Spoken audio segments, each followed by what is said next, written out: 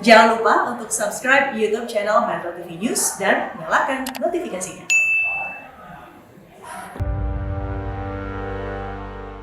Teknik perekaman gambar secara realis mulai dikenalkan Jurian Munich di Hindia Belanda atau Indonesia pada pertengahan abad ke-19. Dan sejak itu, puluhan studio foto tumbuh subur ibarat cendawan di musim hujan di Hindia Belanda. Saat militer Jepang menduduki wilayah Indonesia pada tahun 1942, pemerintah bala tentara Dai Nippon juga memanfaatkan tenaga dan karya para fotografer yang ada saat itu sebagai alat propaganda untuk mengibarkan slogan Asia Raya. Di sisi lain, pemerintah militer Jepang juga menjalankan sensor yang sangat ketat, bukan hanya terhadap hasil karya fotografer, tapi semua arus informasi, termasuk jalannya informasi lewat kantor berita Domai, di mana Alex Mendur menjabat kepala Des Foto. Karena di zaman Jepang itu peralatan-peralatan seperti radio, seperti mesin tik, seperti kamera itu sangat dibatasi. Hanya orang-orang tertentu yang boleh, bahkan namanya mesin tik itu radio itu disegel, mesin tik itu harus didaftarkan ya seperti itu supaya informasi tidak bisa menyebar luas. Dan hanya orang-orang tertentu yang boleh membawa kamera seperti Alex Mendur, seperti Frans Mendur. Mereka diizinkan untuk membawa kamera. Nah, ketika Jepang kalah, berita Jepang kalah, kemudian setelah proklamasi kemerdekaan, menjelang proklamasi kemerdekaan, Jepang tuh udah tahu kan mereka kalah kan. Jadi apa yang mereka lakukan? Mereka mulai menarik kembali peralatan-peralatan fotografi dari para fotografer-fotografer yang bekerja di kantor berita mereka. Bicara Leica itu jelas kualitasnya pasti bagus karena kan itu produk Eropa kan. Lensanya saja pasti bagus, optiknya juga bagus. Itu juga dibantu dengan kondisi itu pasti hasilnya akan bagus. Tapi bukan itu sebetulnya menurut saya, tapi bagaimana sosok Pak Alex Mendur itu dia bisa meng-capture momen itu dengan baik. Saya lebih cenderung bahwa seseorang di belakang kamera itu yang bisa menghasilkan karya bagus. Alat itu ya hanya menjadi satu pendamping aja, tapi bisa saja pendamping itu menjadi sebuah hal yang menjadi keyakinan atau confidence dari Pak Alex Mendur sendiri. Sebagaimana banyak jurnalis pada masa revolusi kemerdekaan, Frans dan Alex Mendur juga kerap mengabadikan para tokoh penting dalam masa ini dalam lembar foto. Salah satunya Soekarno, Presiden pertama Republik Indonesia. Pada masa ini, Frans dan Alex Mendur memiliki cukup kedekatan dengan Bung Karno, bukan hanya sebatas dalam peristiwa-peristiwa kenegaraan, tapi juga dalam aktivitas sehari-hari. Karena kalau itu apa-apa yang di istana, beliau yang foto. Itu yang saya juga dengarnya itu dari ibu saya juga, dari wartawan Manohito dulu. Terus ada lagi wartawan apa itu, cerita sama ibu saya, waduh saya sudah lupa namanya. Ini si Fran jadi wartawan istana nih, si Marto, kata Marto itu wartawan istana. Sampai ke Asia Afrika, itu beliau yang dibawa. Semua yang sebetulnya menjadi milestone dari revolusi Indonesia itu ada mereka rekam gitu loh. Tetapi yang menarik adalah kami menemukan sekitar 1/4 juta negatif dari tahun 45 sampai tahun 75. Yang dari tahun 45 sampai tahun 49 saja itu ada 25.000. Jadi periode revolusi kemerdekaan itu ada 25.000 negatif.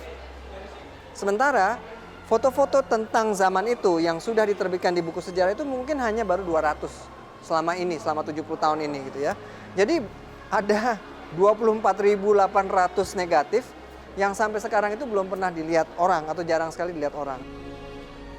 Selain aktif sebagai jurnalis foto, bersama beberapa wartawan lain seperti BM Dia, Yusuf Ishak, Rosihan Anwar, serta Ahmad Cokro Aminoto, Alex dan Frans juga turut serta dalam pendirian koran legendaris Harian Merdeka pada 1 Oktober 1945. Pada tahun 1946, Mendur bersaudara keluar dari Merdeka dan kemudian mendirikan IPOS. Ada Alex Mendur, adiknya Frans Mendur, bersama kakak beradik Umbas. Jadi ada Justus Umbas yang merupakan teman lama dari Alex Mendur ketika mereka masih muda di tahun 30-an di Batavia. Dan adiknya dari Justus Umbas, Frans Nyong Umbas. Nah, berempat ini kemudian bergabung lagi ada Alex Mamusung dan Oscar Ganda menjadi para pendiri IVOS. Tetapi yang paling utama adalah 4 orang ini. IVOS itu sendiri sebetulnya sebagai sebuah perusahaan itu baru diresmikan pada tanggal 2 Oktober 1946. Jadi dari 17 Agustus sampai tanggal 1 Oktober sebetulnya mereka independen ya. Jadi Alex Mendur tadinya adalah kepala foto di kantor berita Domei yang sekarang menjadi Antara. Frans Mendur adalah fotografer di Harian Asia Raya milik Jepang. Jadi waktu Indonesia merdeka, maka BM Diah dan Alex Mendur ini bersama-sama mendirikan Harian Merdeka gitu. Kalau yang saya lihat ya, jadi Mendur bersaudara ini kan terdiri dari Frans dan Alex ya.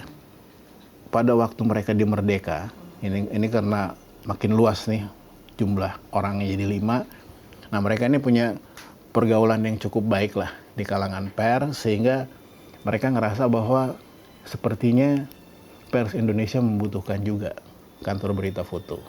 Supaya nggak merdeka aja gitu kan. Jadi mereka keluar setahun kemudian lalu mereka bikin gitu. Dan didukung oleh seluruh media di Indonesia. Sehingga IVOS itu sangat terkenal pada zamannya. Dalam lintasan sejarah, IVOS tercatat berhasil merekam semangat dan pergolakan politik di Indonesia dalam mencapai dan mempertahankan kemerdekaan. Itulah mengapa foto-foto IVOS menjadi cap foto-foto seputar kemerdekaan dan pada masa-masa awal berdirinya Republik Indonesia. Sudirman ke hutan itu semua itu sebenarnya foto papa saya.